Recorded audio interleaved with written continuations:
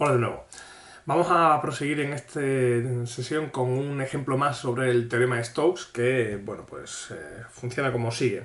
Voy a considerar un campo F en el que pues tiene estas componentes que vemos aquí y una superficie S que corresponde a una superficie que ya nos ha salido con anterioridad varias veces, que es la esfera unidad por encima del plano z igual a 0. Y lo que se pide en este ejemplo es calcular la integral en S del rotacional de f. Es un ejemplo esencialmente un poco, digamos, preparado, pero luego veremos que tiene su utilidad.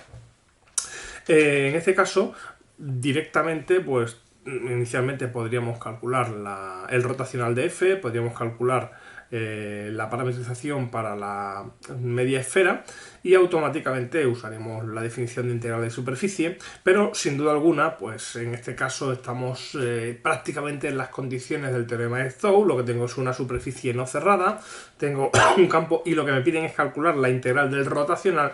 Yo sé que gracias al teorema de Stokes esta integral es directamente la integral en la frontera de la superficie del campo F. De esta forma, por una parte, me evito el tener que calcular el rotacional y por otra parte, pues la frontera de mi superficie es algo más sencilla que toda la superficie, por lo menos a la hora de integrar. Ya vimos que a la hora de parametrizar, en el ejemplo que vimos en el último vídeo, era más sencillo parametrizar una superficie y luego la frontera que realmente parametrizar una frontera tal cual. En este caso, realmente, yo creo que la frontera de S se ve bastante bien y entonces es relativamente sencillo parametrizarla. Entonces voy a primero optar por esta opción y luego veremos voy a dar un pequeño de vuelta a este ejercicio para hacerlo aún más sencillo. Entonces, en este caso, observar quién es la frontera y quién es la superficie S, que es la media esfera abierta, es decir, que tengo media esfera, tengo acceso por abajo. Lógicamente, el borde de esta superficie correspondería justamente a esta circunferencia que tenemos aquí, que no es más que, puesto que estoy hablando de la esfera unidad, pues esa sería la circunferencia unidad en el plano z igual a 0, es decir, que en realidad es la que obedece a estas dos ecuaciones. Recordad que en dimensión 3 dos ecuaciones tienen un grado de libertad, que es por tanto una curva. Más concretamente, uno las puede escribir de forma un poquito más sencilla. Si como z es 0, pues realmente estoy hablando de x cuadrado más y cuadrado igual a 1 y de z igual a 0.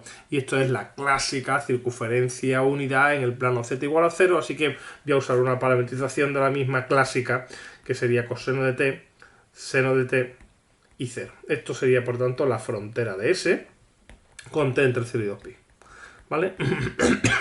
Bien, observar que la orientación que tiene esta superficie, perdón, esta curva, si la miramos desde arriba, es justamente pues la parametrización coseno-seno. Y la parametrización coseno-seno hace siempre el círculo, la circunferencia unidad en sentido positivo. Así que si miramos desde arriba, esta orientación induce este sentido de recorrido. Ahora lo que debemos ver es si este sentido de recorrido es o no coherente, ¿de acuerdo?, con la orientación que queramos para la superficie S. En este caso no nos han dado una orientación concreta, pero vamos a ver cuál sería la orientación que nos está generando en el teorema de Stokes esta forma de orientar la curva. Entonces, si os ponéis aquí justamente en el borde de la circunferencia, mirando hacia afuera, es decir, con la normal exterior a la superficie, observar que a la hora de recorrer la curva, la superficie me está quedando a la izquierda. ¿De acuerdo? Por tanto, para orientación exterior de la superficie S, esta es la orientación del teorema de Stokes. Por lo tanto, si yo uso esta parametrización en esta integral, pues lo que voy a obtener es la integral de superficie del rotacional, donde S ha sido orientada de forma exterior.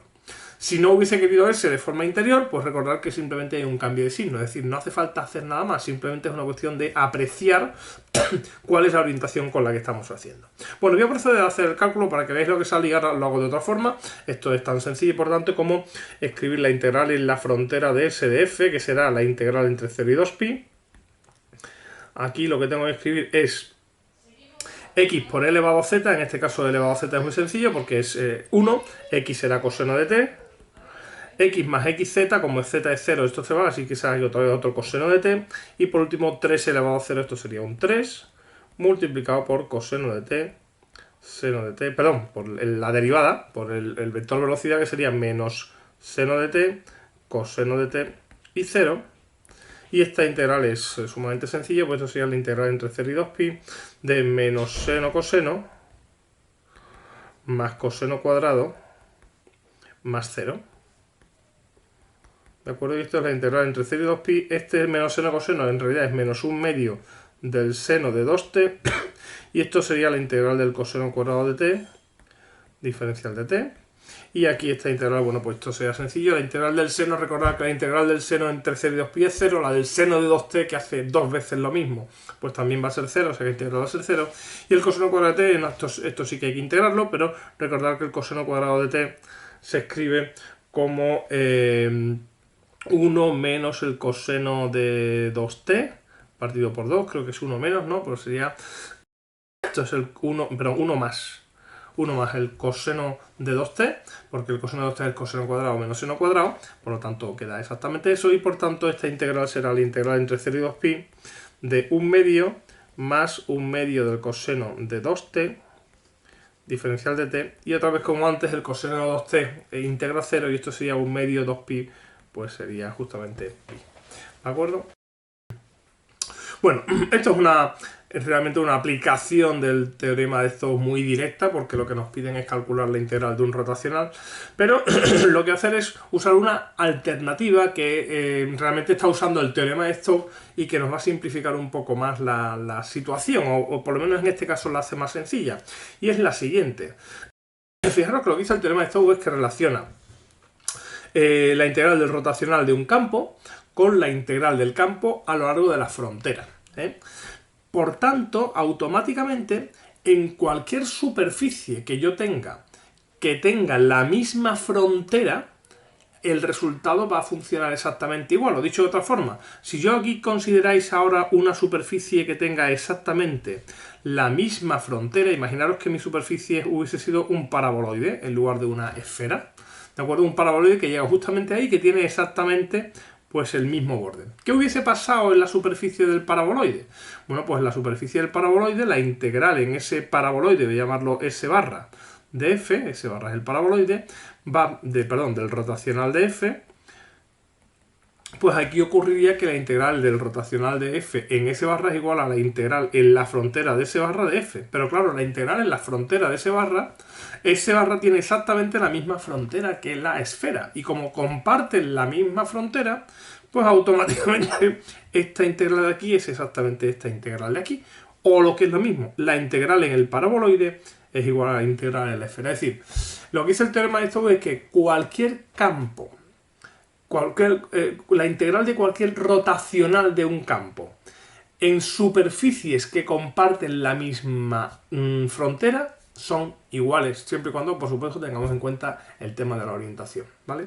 Por lo tanto, aquí, lógicamente, a mí se me ocurre una forma de usar una superficie aún más sencilla que la esfera, ¿de acuerdo? Que es justamente, o que el paraboloide también, que es el disco, ¿de acuerdo? Si yo ahora considero una superficie que sea ese disco plano, ¿qué va a ocurrir? Pues que la integral en ese disco plano del rotacional es igual a la integral de f en la frontera, pero la integral en la frontera es exactamente igual que la integral de f en la frontera de la circunferencia anterior. Por lo tanto, en lugar de calcular la integral en la frontera de f, yo voy a calcular la integral del rotacional, pero de una superficie más sencilla. ¿Por qué? Pues porque al ser una superficie plana voy a poder hacer el juego este que hemos visto en varias ocasiones de la normal. Entonces lo que voy a hacer es considerar lo siguiente. Voy a llamar ahora sí S barra al plano z igual a 0 interior a la esfera. ¿De acuerdo? No pongo el z cuadrado porque es z igual a 0. Esa superficie plana, por tanto, corresponde a este disco de aquí. ¿De acuerdo? Y ahora yo sé que la integral en S barra del rotacional de f es igual a la integral en la frontera de S barra de f, esto es el teorema de Stokes, pero ya hemos visto que como la frontera de S barra es la frontera de S, donde S es la superficie original que yo tenía, esto automáticamente es la integral en S del rotacional de f. Por lo tanto, en lugar de calcular esto o en lugar de calcular esto otro, es decir, no voy a calcular ni la integral original ni la integral en la frontera, voy a calcular la integral del rotacional en una superficie nueva, pero que comparte la misma frontera con la superficie original. Entonces la ventaja que tiene esto es que precisamente esta integral de superficie del rotacional la puedo escribir gracias a la normal como la integral del rotacional por la normal. ¿Vale? ¿Quién es la integral del rotacional por la normal? Bueno, pues observar aquí cuál tiene que ser la normal. Recordad que para calcular la integral de S yo había usado la orientación exterior a S que inducía una orientación en la frontera de S que era justamente la que estoy dibujando. ¿Vale? Claro, ahora yo tengo que elegir la normal de S barra, la normal de este disco, para que induzca la misma orientación, ¿vale? Para que induzca la misma orientación. Yo creo que es sencillo ver que si yo uso aquí la normal hacia arriba, pues lógicamente me estaré paseando alrededor de la tapa, dejando la superficie a la izquierda, exactamente igual que antes lo hacíamos con la esfera. Por lo tanto, esta normal ha de ser la 0,01, así que esto será la integral en S del rotacional de F por el 0,01. Y fijaros, aquí realmente no necesito calcular el rotacional al completo, me bastaría calcular la tercera componente nada más, ¿vale? ¿Por qué? Pues porque es la única que me va a salir cuando haga ese producto escalar, así que si yo aquí miro cuánto vale el rotacional de F, el rotacional de F vale, pues esto sería derivada con respecto a X, derivada con respecto a Y, derivada con respecto a Z, del campo que teníamos era X elevado a Z, X más XZ, y 3 elevado a Z, pero repito, solo necesito la última componente, es decir, sería derivada con respecto a X de X más XZ, que es 1 más Z, menos derivada con respecto a Y, que eso es 1 más Z. O sea que aquí quedaría 1 más Z, en definitiva. ¿Vale? Aquí, insisto, me da igual lo que quede, porque ahora, a la hora de hacer este producto, esto va a ser algo por 1 más Z, por 0,01, pues esto va a ser la integral en Z de 1 más Z. Y ahora, en la superficie S barra, como es el plano Z igual a 0, Z es 0, ¿vale? Por lo tanto, aquí lo que sale es la integral en S barra de 1, y esto es el área de S barra. Y claro, el área de S barra, ¿cuánto vale? Pues el área de S barra es un disco de radio 1, por lo tanto, vale pi r cuadrado, vale pi, y es justamente el valor que nos había salido antes. Lógicamente coinciden los valores. Sin embargo, fijaros que esta cuenta es muchísimo más sencilla, porque aquí no he tenido que parametrizar, no hay ninguna operación compleja, es solamente he calculado pues una componente del rotacional, ¿de acuerdo? Por lo que, bueno, pues como podéis comprobar, esto es un pequeño truco que se puede usar, y es que cuando dos superficies comparten la misma frontera, pues la integral del rotacional de un campo siempre vale lo mismo, siempre y cuando las orientaciones correspondan, ¿vale? Bien, vamos a ver un detalle más sobre el teorema de Stokes, y es que en realidad el teorema de Stokes es el mismo teorema de Green si uno se va a el plano, ¿de acuerdo? Entonces, imaginaros que yo tengo un campo de R2 en R2, ¿vale? Que tendrá componentes F1 y F2. Bueno, lógicamente yo no puedo usar el teorema de Stokes aquí en principio, porque el rotacional sobre un campo de R2 no lo tengo definido, pero lo que voy a hacer es insertar este campo en R3, ¿vale? Entonces, este campo en R3 va a corresponder a un campo que voy a hacer simplemente F1, F2 y 0, ¿vale? Ahora voy a coger una superficie plana contenida en R2, pero la voy a suponer que está contenida en R3, es decir, que a los puntos de la superficie XY le asocio los puntos X y 0. Entonces, un recinto plano, un conjunto plano de R2, lo puedo parametrizar esencialmente de la forma X y 0 con XY en S, ¿vale? con XY en D. Por lo tanto, una superficie plana de R2, pues esencialmente la puedo entender como una superficie, como un trozo de plano en R3, ¿vale? Entonces, ¿cómo es el teorema de Stokes en este caso? Pues el teorema de Stokes en este caso dice que la integral en la frontera de S, que la frontera de S ahora ¿qué es? Es una curva plana, ¿vale? Una curva plana del campo F, lo voy a escribir aquí, del campo F, es igual al teorema por el teorema de Stokes a la integral en S del rotacional de F, ¿vale? A la integral en S del rotacional de F. Pero claro, la integral en F de S es directamente, pues lo podemos escribir como la integral en la frontera de f1 de x más f2 de y, lo voy a escribir en forma diferencial, porque el 0 sería 0 por dz, y el rotacional de este campo, observar que el rotacional del campo f1, f2 y 0 es muy sencillo también de calcular. Aquí tendríamos pues mi determinante, derivada con respecto a x, derivada con respecto a y, derivada con respecto a z. Aquí quedaría f1, f2 y 0. Perdón, sí, 0. Y entonces esto sería la derivada con respecto a y de 0 menos la derivada de f sub 2 con respecto a z, pero la derivada de f sub 2 con respecto a z es 0 porque f1 y f2 son funciones de R2 en R, es decir, no hay z, por lo tanto la primera componente sería 0. La segunda componente sería derivada de 0 con respecto a x, que es 0, derivada de f1 con respecto a z, otra vez f1 no depende de z, por lo tanto también es 0. Y por último, aquí quedaría la derivada de f2 con respecto a x menos la derivada de f1 con respecto a y. ¿De acuerdo? Por lo tanto, esto va a ser la integral en S de la derivada de f sub 2 con respecto a x menos la derivada de f sub 1 con respecto a y. Y aquí fijaros que ahora esto S es una región de R2, ¿vale? Es una superficie en R3, pero una región de R2, y esta es la frontera de S, ¿vale? Es una curva cerrada en R2. Bueno, pues aquí no sale exactamente el teorema de Green, pero sí sale si observáis que f sub 1 es P, perdón, f sub 2 es P, que es lo que multiplica a DI, y f sub 1 lo que multiplica a dx con signo cambiado, o sea que q es menos f sub 1. Y entonces aquí, claro, queda la derivada de p, que es la derivada de f sub 2 con respecto a x, es lo que queda aquí, y aquí queda la derivada de q con respecto a y con signo cambiado, por lo tanto queda menos la derivada de f sub 1 con respecto a y, así que efectivamente esto es el teorema de Green.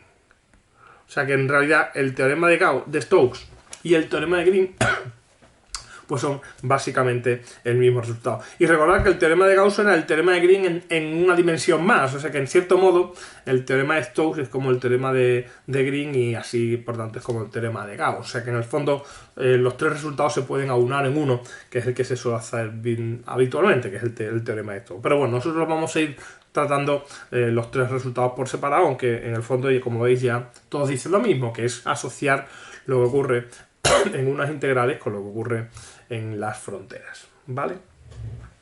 Bueno, pues vamos a terminar ya por último con la última sección del tema, que bueno, pues está dedicado a los potenciales vectoriales y bueno, pues es una especie de extensión de lo que ya vimos en el tema anterior de los potenciales escalares a la hora de calcular integrales de línea. Ahora vamos a ver para calcular integrales de superficies, bueno, pues un paso más en todo este recorrido, ¿vale?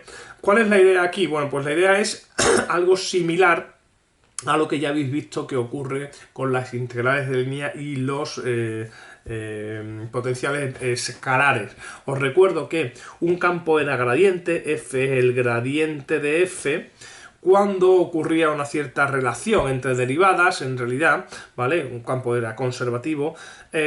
Para eso se requería que el campo fuera suficientemente regular para que no hubiera problemas, porque hay algún caso en que no, pero la forma de comprobar si un campo es o no un gradiente, pues fijaros que en dimensión 2, para un campo de R2 en R2, consistía en calcular las derivadas cruzadas, derivada de f sub 2, perdón, de f sub 1 con respecto a y, igual a la derivada de f sub 2 con respecto a x, y en el caso de R3, ¿vale? Pues entonces había que hacer tres desigualdades que eran similares, la derivada de f sub 1 con respecto a y tenía igual a la derivada de f sub 2 con respecto a x, la derivada de f sub 1 con respecto a z igual a la derivada de f sub 3 con respecto a x, y la derivada de f sub 2 con respecto a z igual a la derivada de f sub 3 con respecto a y. ¿De acuerdo? Se tenían que verificar estas dos cosas y por supuesto que el campo estuviera definido en un conjunto con unas propiedades, etcétera, ¿vale? Pero si os fijáis, si esto ocurre así, en caso de 3 es muy sencillo ver que lo que ocurre es que el rotacional del campo es 0. Y en el caso de R2, fijaros que lo hemos comprobado ahora mismo. Cuando hemos calculado el rotacional de un campo de R2 inmerso en R3, lo que sale como tercera componente es precisamente esto. Por lo tanto, en realidad aquí también lo que se obtiene es que el rotacional es 0. Bueno, aquí son ceros vectoriales, lógicamente, ¿vale? Bueno, pues un campo gradiente, ¿de acuerdo? En realidad se controla a través del rotacional. O sea, si el rotacional de f es 0, lo que sabemos es que el campo es gradiente, ¿vale? Insisto que me voy a evitar las restricciones técnicas de suponer que todo es suficientemente regular, que no hay ningún problema, ¿vale? Bien, esta identidad que tenemos aquí, relacionar los campos rotacionales con los campos gradientes, se puede extender o se puede ver en paralelo con los campos con divergencia nula, los campos incompresibles y los rotacionales. La idea es la siguiente. Si yo tengo un campo F que tenga divergencia nula, ¿de acuerdo? Recordar que ya vimos, o deberíais haber hecho, que la divergencia de un rotacional siempre es cero, ¿vale? La divergencia de un rotacional siempre es cero para cualquier campo. Bueno, pues resulta que si un campo tiene divergencia nula, entonces lo que ocurre es que ese campo F es el rotacional de alguien. ¿De acuerdo? Ese campo es el rotacional de alguien. Y este campo G, cuyo rotacional es el F, es lo que llamo un potencial vectorial. ¿De acuerdo? Que es algo similar a lo que ocurre en los potenciales escalares. Es decir, esta identidad que teníamos aquí, esta relación que teníamos aquí, se daba porque ya vimos que el rotacional de un gradiente siempre es cero. ¿Vale? El rotacional de un gradiente siempre es cero. Como el rotacional de un gradiente es cero, cuando tú tienes el rotacional de algo que es cero es porque ese algo es un gradiente. Bueno, pues ahora ocurre esencialmente igual. La divergencia de un rotacional siempre es cero, así que si tú tienes un campo que tiene divergencia nula, es porque ese campo es el rotacional de alguien. Y ese alguien, en este caso, se llama potencial vectorial, antes ese alguien se llamaba potencial escalar. ¿Vale? Así que, digamos, lo vamos a definir. Se dice que F es un rotacional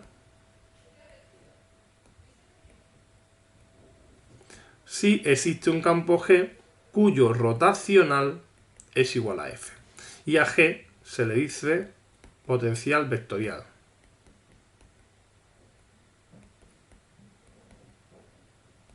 ¿De acuerdo? Y la condición esencialmente para que el campo es que si F es suficientemente regular, es decir, que tenga suficientes derivadas, que no tenga ningún problema, y la divergencia de F es igual a 0, entonces F es un rotacional. ¿De acuerdo? O sea que ese es un poco el resultado que nos garantiza que si un campo tiene divergencia nula, automáticamente ese campo va a ser el rotacional de alguien. ¿Vale? ¿Y para qué me sirve este hecho que tengo aquí? Bueno, pues este hecho que tengo aquí, gracias al teorema de Stokes, fijaros que me va a permitir calcular cierto tipo de integrales de superficie. Imaginaros, por ejemplo, que yo quiero calcular la integral en una superficie S de un campo F donde S es no cerrada. ¿Vale? ¿Por qué S no cerrada? Porque si S fuera cerrada, automáticamente podría aplicar el teorema de Gauss y ya tendría la forma de calcular esta integral de superficie. Pero voy a suponer que S es no cerrada. Pero además voy a suponer que la divergencia de F es 0. Si la divergencia de F no es 0, aquí no hay nada que hacer. ¿De acuerdo? Eso tiene que quedar claro. O sea, estoy hablando de la integral de superficie de un campo S, donde la divergencia del campo es 0 y la superficie es no cerrada. Si la superficie es cerrada, pues entonces tengo el teorema de Gauss, me da igual que la divergencia sea 0 o no, pero si la superficie es no cerrada, necesito que la divergencia sea nula. Bueno, pues si la divergencia de F es nula, automáticamente, como acabamos de ver, F es el rotacional de un campo G. ¿Vale? F es el rotacional de un campo G. Así pues, esta integral en S de F en realidad es la integral en S del rotacional de G. ¿Vale? Del rotacional de G. Y claro, la integral del rotacional de G ahora, como S es una superficie no cerrada, y esto es un rotacional, puedo aplicar el teorema de Stokes. ¿Y qué dice el teorema de Stokes? Pues el teorema de Stokes dice que esto es la integral en la frontera de S del campo G. Aquí estoy aplicando el teorema de Stokes, que es lo que nos dice. Por tanto, estoy una vez más calculando la integral de superficie de algo escrita como la integral en la frontera de ese algo de un campo, que ¿quién es? Ese campo es un potencial para F, es decir, G es un potencial vectorial de F, mayúscula. ¿De acuerdo? Fijaros que esto es un resultado absolutamente paralelo al que ya vimos en su momento con los gradientes. Es decir, esto tiene su contrapartida en paralelo. Recordad que si uno quiere calcular la integral en una curva C de un campo F y este campo F es un gradiente, ¿de acuerdo? O mejor dicho, si el rotacional de ese campo es 0, entonces lo que significa es que f es un gradiente de una f minúscula y resulta que la integral en c de f era el valor del potencial en los extremos de la curva. Pero fijaros que yo el valor del potencial en los extremos de la curva lo voy a escribir de una forma especial, lo voy a escribir como la integral de f minúscula en la frontera de c, entendiendo que la frontera de una curva c, ¿de acuerdo? La frontera de una curva c serían los extremos de la curva. Y claro, una integral en 2 puntos, pues digamos que estoy evaluando la integral en uno menos la integral en otro. O sea que esencialmente, esto habría que ponerlo, lo voy a poner así como entre comillas, ¿no? La integral en la frontera. Pero esencialmente está diciendo lo mismo, donde fijaros que aquí este f minúscula es un potencial para f mayúscula. Así que en realidad el teorema de Stokes y este resultado que lo veíamos en su día como las reglas de Barrow, esencialmente están diciendo lo mismo. Y es que estoy transfiriendo los valores de la integral en un dominio a los valores de una integral de una función relacionada, un potencial, básicamente una primitiva, entre comillas, ¿vale? En la frontera, ¿vale? Esto es lo que se obtiene para curvas y esto se obtiene para superficies, pero esencialmente es el mismo resultado. En un caso estoy usando potenciales vectoriales y en otro caso potenciales escalares. Hay una diferencia fundamental con respecto a la regla de Barrow aquí. La regla de Barrow en R es válida para cualquier función, porque todas las funciones tienen primitivas. Algunas tienen primitivas de funciones que no se pueden expresar en términos de funciones elementales, pero todas tienen primitivas. Aquí no. Aquí es fundamental, en el primer caso, que el rotacional sea 0, en el caso de los potenciales escalares, y en el segundo caso que la divergencia sea 0. Pero bueno, hay un resultado por ahí muy bonito, que es el teorema de Helmholtz, que permite dividir los campos, o separar los campos siempre en campos que tengan divergencia 0 más campos que tengan rotacional 0. Y bueno, pues se puede extender un poco más, pero bueno, eso ya se queda fuera del alcance de este curso. Así que el teorema de Stokes en realidad pues lo que hace esencialmente es volver a extender más este concepto, esta regla de Barrow generalizada, este teorema fundamental del cálculo en otras dimensiones y en otros espacios. Bueno, pues nos queda un pequeño detalle por ver, es cómo se calculan los potenciales vectoriales, porque aquí ya vimos cómo se calculaban los potenciales escalares, ahora vamos a ver cómo se calculan los potenciales vectoriales, que como vamos a ver, pues tiene una filosofía muy parecida, con la diferencia que es un poquito más aparatoso que los potenciales escalares. Los potenciales escalares uno directamente impone que f sea el gradiente de f, aquí voy a hacer exactamente lo mismo, voy a hacer un ejemplo en el que voy a tratar de encontrar un potencial vectorial para un campo, ya nos salió el otro día, a ver, voy a escribir bien.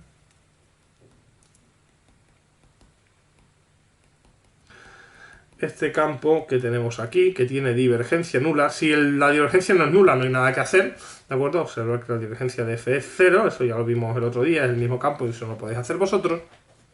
Y por tanto yo sé que f es el rotacional de un campo G, y voy a tratar de calcularlo.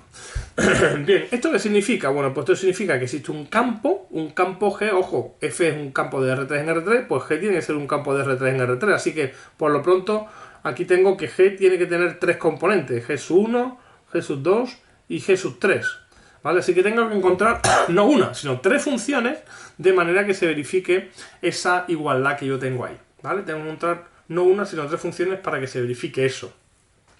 Bueno, pues aquí hay una muy buena noticia y es que en realidad hay montones de funciones, es decir, esta igualdad que tengo aquí no tiene unicidad, hay un montón de campos G cuyo rotacional es F, y entonces entre toda esa gran colección de campos uno puede permitirse el lujo de elegir previamente algún valor para G, para alguna de estas G. Entonces, típicamente se suele suponer que, por ejemplo, que G3 es 0. ¿De acuerdo? Es algo que yo voy a asumir. ¿Por qué? Pues porque casi con toda probabilidad hay un campo que tenga G3 igual a 0. Podría poner G3 igual a cualquier otra cosa, pero lógicamente 0 es muchísimo más cómodo. Y ojo, hay algunos casos concretos en los que no es posible que G3 sea 0. Entonces podría ser los G1 o G2, pero no G3. Lo que pasa es que es muy remoto encontrarse ese caso, ¿De acuerdo? Entonces, por defecto, uno siempre supone que G sub 3 es 0, por aquello de que es el último y lo anulo. Si en algún momento, haciendo las cuentas, sale que G sub 3 no puede ser 0 porque hay alguna incompatibilidad haciendo las cuentas, pues entonces lo que significa es que ese campo no admite que su tercera componente sea 0, pero sí seguro que admite que G sub 1 o G sub 2 lo sea. Por lo tanto, en realidad, bueno, pues no hay mucho problema esto de aquí. Así que yo voy a suponer que G sub 3 es 0, con lo cual en realidad no tengo que buscar 3 funciones, nada más que tengo que buscar 2. Y lo que voy a hacer es tan sencillo como imponer la condición f igual al rotacional de G y hacer algo muy similar a lo que hicimos con los campos escalares. Básicamente es acudir a la lógica. Entonces, ¿qué significa que f sea el rotacional de G? Bueno, pues voy a calcular el rotacional de G. El rotacional de G sabemos que es pues la derivada con respecto a x, derivada con respecto a y, derivada con respecto a z de G sub 1, G sub 2, insisto, voy a poner 0 en G sub 3 y esto en realidad no es más que la primera componente sería menos bueno, voy a calcular directamente el campo en G sub 3 y ahora impongo G sub 3 igual a 0. Entonces aquí me sale derivada de G sub 3 con respecto a y menos derivada de G sub 2 con respecto a z. Aquí en la segunda componente me sale derivada de G sub 1 con respecto a z menos derivada de G sub 3 con respecto a x. Y en la tercera componente me sale la derivada de G sub 2 con respecto a x menos la derivada de G sub 1 con respecto a y. Y por tanto f1, o sea, derivada de G sub 3 con respecto a y menos derivada de G sub 2 con respecto a z, tiene que ser x cuadrado más y más z. La derivada de G sub 1 con respecto a z menos la derivada de G sub 3 con respecto a x tiene que ser x más y cuadrado más z. Y por último, la derivada de G sub 2 con respecto a x menos la derivada de G sub 1 con respecto a y tiene que ser igual a menos 2xz menos 2yz. ¿De acuerdo? O sea que lo que estoy haciendo, esto es muy aparatoso de escribir, pero es muy sencillo de entender. Lo único que he hecho es pedir que el rotacional de mi campo G sea f. Y ahora, insisto, una vez que tengo esto, voy a suponer que G sub 3 es 0. Por lo tanto, en realidad, este término y este término desaparecen de la ecuación. ¿Vale? Entonces, tengo que encontrar un par de funciones G sub 1 y G sub 2 que verifiquen este sistema. Esto es un sistema de ecuaciones en derivadas parciales. Tengo más de una ecuación, tengo más de una incógnita y todo lo que hay son funciones. ¿Vale? Bueno, pues repito. Una vez que planteo esto, lo que voy a hacer es acudir a la lógica más sencilla, digamos, que es decir, bueno, pues yo me fijo aquí, ¿no? En esta ecuación de aquí. Si resulta que una función G sub 2, su derivada con respecto a z vale algo, pues si yo integro con respecto a z, estaré recuperando esa función de G sub 2. Así que es lo que voy a hacer. Fijaros que aquí la derivada de G sub 2 con respecto a z tiene que ser menos x cuadrado menos y menos z, he pasado el signo menos al otro lado, pues automáticamente tengo que G sub 2, que es una función que tendrá tres variables, x, y z, ¿vale? ¿Quién va a ser? Pues va a ser la integral con respecto a z de esto, ¿vale? La integral de menos x cuadrado menos y menos z con respecto a z, ¿vale? Y esto va a ser pues la integral de menos x cuadrado menos y con respecto a z, esto es menos x cuadrado z menos y z, y la integral de z será menos z cuadrado partido por 2. ¿De acuerdo? Es evidente que G sub 2 tiene que ser una función así, porque la derivada de G sub 2 con respecto a z, pues va justamente eso. Pero cuidado, aquí ocurre exactamente lo mismo que con los potenciales escalares. Si yo tengo una función y la derivo con respecto a una variable, todo lo que vaya sumando en las otras dos lo habré perdido. Así que si estoy yendo hacia atrás, si estoy tratando de recuperar la función original, está claro que aquí podría haber una función, voy a llamarla phi1, que depende de x y de y, ¿vale? Que evidentemente cuando haga la derivada con respecto a z, eso desaparecerá. Por lo tanto, la forma de G sub 2 es una cosa de este estilo. ¿De acuerdo? Una cosa de ese estilo. Habrá una función phi1 que depende de x y más una parte de ahí. Eso me dice que ya sé lo que vale G sub 2, ¿vale? Ya sé lo que vale G sub 2. Ahora voy a hacer lo propio con G sub 1, que lo tengo aquí. La derivada de G sub 1 con respecto a z es x más y cuadrado más z, por lo tanto, ¿vale? G sub 1, que también es una función de tres variables, va a ser la integral de x más y cuadrado más z con respecto a z, y otra vez igual, saldrá xz más y cuadrado z más z cuadrado partido por 2, y otra vez, como integral con respecto a z, todo lo que vaya sumando en x y lo tengo que adjuntar aquí, así que habrá aquí una función, voy a llamarle phi2, que depende de x y de y, ¿vale? Depende de x y de y, y que él me da eso. ¿Qué tengo, por tanto? Fijaros, ya tengo g sub 1 y g sub 2. Ya tengo las dos. Y ya tengo g sub 3, que era 0. ¿Qué me queda? Pues me queda que phi sub 1 y phi sub 2 no las tengo bien claras. Entonces necesito aquí calcular una phi sub 1 y una phi sub 2 para que el campo g sub 1 y g sub 2 estén perfectamente definidos. Pero afortunadamente todavía tengo una tercera ecuación que no he usado. Bueno, pues fijaros que estas dos primeras ecuaciones las he integrado. La última ecuación no la voy a integrar, voy simplemente a forzarla, es decir, voy a calcular la derivada de g sub 1 con respecto a y la derivada de g sub 2 con respecto a x, voy a hacer esta operación para estas funciones que he construido, ¿vale? Y voy a compararlo con lo que me sale aquí. Entonces resulta que la derivada de g sub 2 con respecto a x, ¿vale? La derivada de g sub 2 con respecto a x, ¿cuánto vale? Pues la derivada de g sub 2 con respecto a y, fijaros que la tengo aquí. Entonces será menos 2xz, ¿vale? Menos 2xz, menos iz con respecto a x deriva 0, esto deriva 0, más la derivada de phi sub 1 con respecto a x, claro. Que no sé cuánto vale phi sub 1, pero tendrá una derivada con respecto a x. Y ahora la derivada de g sub 1 con respecto a y, la tengo aquí, g sub 1 lo tengo aquí también, entonces la derivada de g sub 1 con respecto a y va a ser otra vez 2iz más la derivada de phi sub 2 con respecto a y. ¿Vale?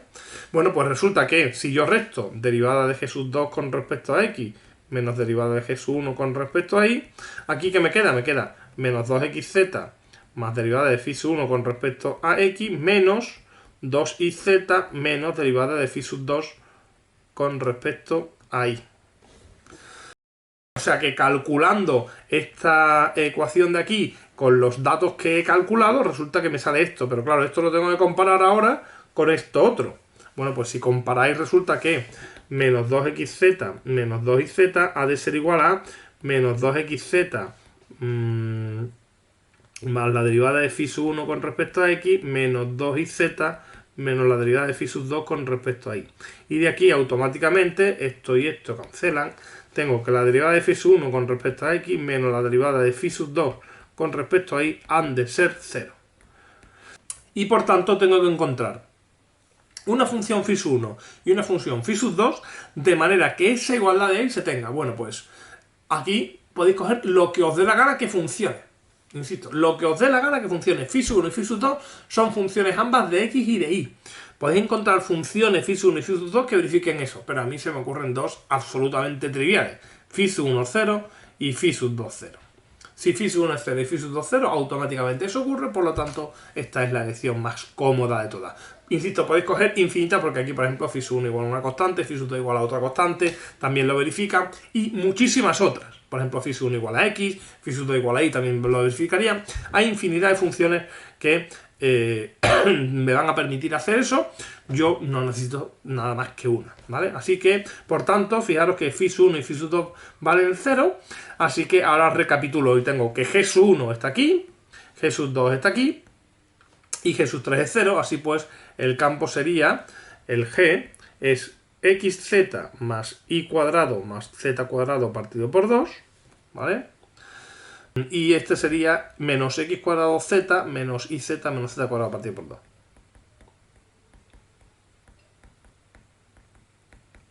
Y 0. Ese campo G tiene rotacional igual a F. Un pequeño detalle tonto, pero que a veces es muy frecuente cometer un error muy tonto. Y es que cuando uno está mirando el campo, fijaros que coge el G sub 2 y el G sub 1. Y como los coge en ese orden, porque le han salido en ese orden, los pone en ese orden. Entonces cambia G sub 2 con G sub 1. En fin, es un error muy tonto, pero que a veces se cometa. ¿Vale? Bueno, pues fijaros que efectivamente podéis comprobar vosotros que el rotacional de G es igual a F. Por lo tanto, este es el potencial, este es un potencial vectorial de F. Es un poco aparatoso el cálculo, porque hay que calcular una serie de cosas, pero observar que no estoy haciendo más que integrales muy sencillitas, simplemente pues el detalle de saber arrastrar ahí las funciones que tenemos. ¿De acuerdo? Bueno, pues eso es todo por este vídeo. En el siguiente vídeo veremos algunos ejemplos de cómo usar esto junto con el teorema de Stokes. Hasta entonces.